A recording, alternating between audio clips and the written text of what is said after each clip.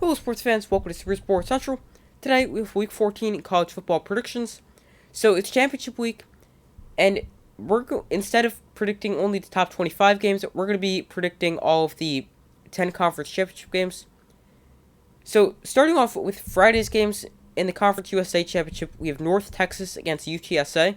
UTSA is actually the home team, and it's going to be played at their home stadium, as the Conference USA Championship game is played at the top seed, in this case UTSA.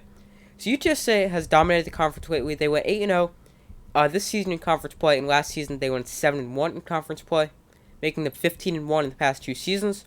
UTSA is led by a great dynamic dual threat quarterback, Frank Harris. He has over 4,000 total yards this season and 35 total touchdowns. North Texas also has a good quarterback, Austin Awning, who he's really good. He had 3,115 passing yards and 31 touchdowns this season.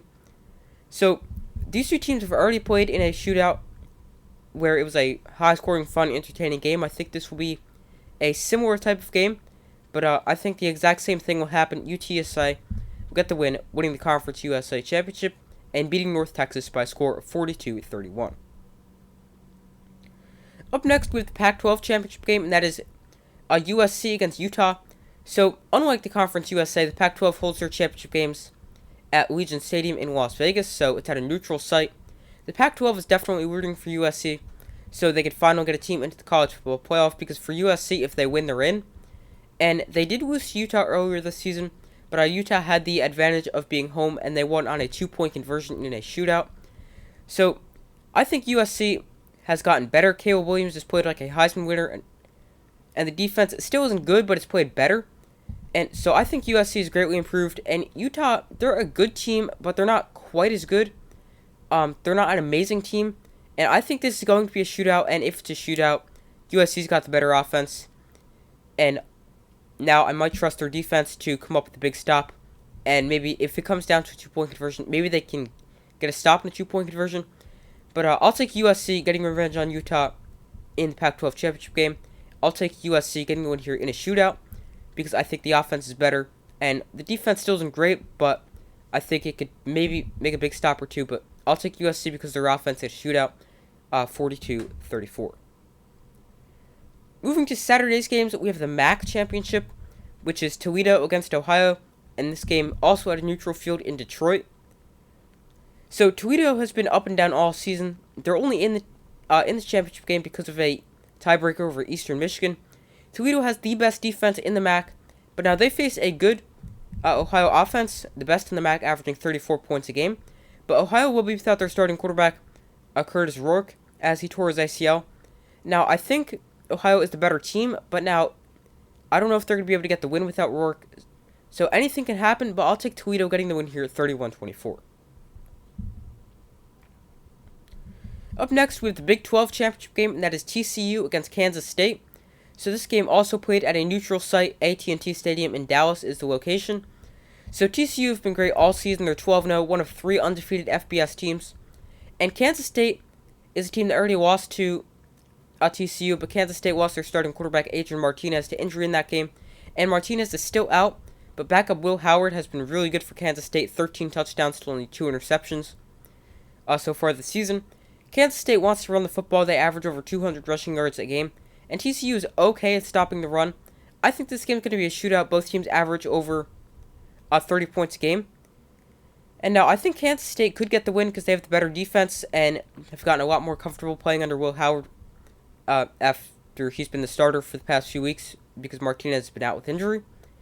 But I could see this game going either way. I could see Kansas State getting revenge on TCU. But I'll take TCU. They've got the better offense. They've been winning all season long. They've been finding ways to win, and I think they're going to do it one more time, as they get the win over Kansas State, winning 41-33. Up next, we have the Sun Belt Championship, and that is Coastal Carolina against Troy. So Troy has had a really surprising 10-2 season. Now they face Coastal Carolina, and they're a completely different team with and without quarterback Grayson McCall. And McCall is currently dealing with a foot injury. He's been out since November 3rd. We don't know if he's going to play.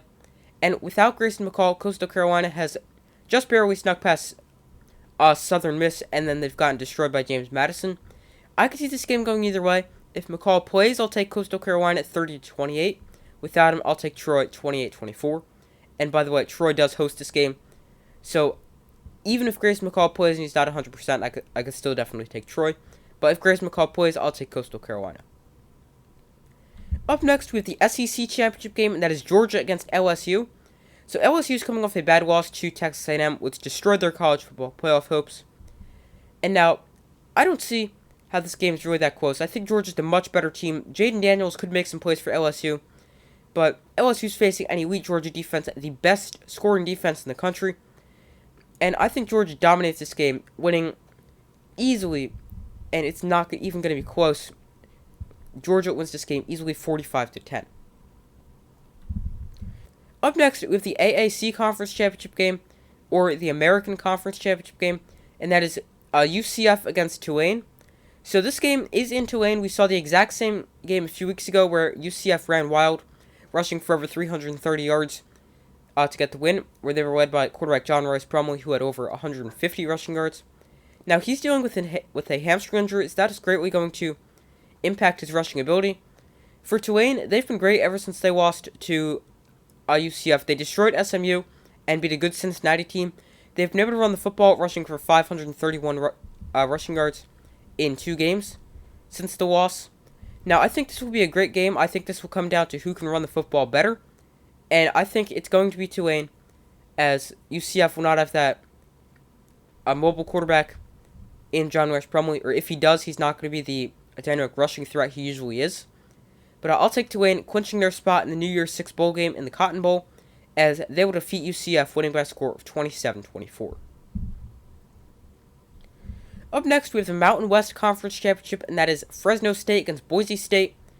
So these two teams have been great in the Mountain West this season. Boise State hasn't lost a game in conference play, and Fresno State is 7-1, with their only loss to Boise State, but Fresno State was without their starting quarterback Jake Haener. So now these are the two best offenses in the Mountain West, the only teams to average more than 30 points a game. And now I think this game gets decided by the better defense, and that is Boise State. They have a great offense and a great defense. They score 30 points a game, only allow 17 points a game. So I'll take Boise State winning this game in a shootout by a score of 33-30, but for me it's really a true coin flip, but I'll take Boise State. Moving on, we have the Big Ten Championship game, and that is Purdue against Michigan.